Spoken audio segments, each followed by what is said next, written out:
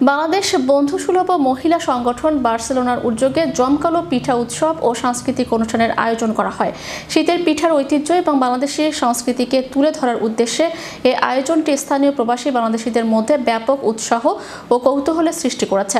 অনুষ্ঠানে বাংলার ঐতিহ্যবাহী নানা পিঠার প্রদর্শনী ও পরিবেশন করা হয়। আয়োজনের অন্যতম আকর্ষণ ছিল চিতই পিঠা, ভাপা পিঠা, পাটিসাপটা, দুধ চিতই সহ বিভিন্ন ধরনের পিঠাপুলি।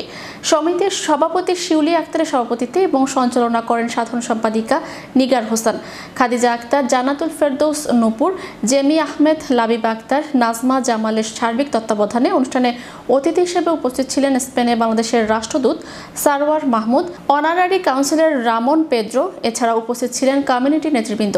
বাংলাদেশের সংস্কৃতি তুলে ধরতে সাংস্কৃতিক পরিবেশনায় অংশগ্রহণ করেন স্থানীয় শিল্পী সহ ইংল্যান্ড এবং কানাডা থেকে আগত শিল্পীবৃন্দ। উৎসবের আয়োজক কমিটির সভাপতি বলেন, আমাদের এই আয়োজনের মূল লক্ষ্য ছিল বার্সেলোনায় বসবাসরত প্রবাসীদের মধ্যে ঐক্যবদ্ধতা সৃষ্টি এবং আমাদের ঐতিহ্যকে পরবর্তী প্রজন্ম ও ভিনদেশীদের সঙ্গে পরিচিত করানো। অনুষ্ঠানে প্রায় 2 শতাধিক দর্শক অংশগ্রহণ করেন।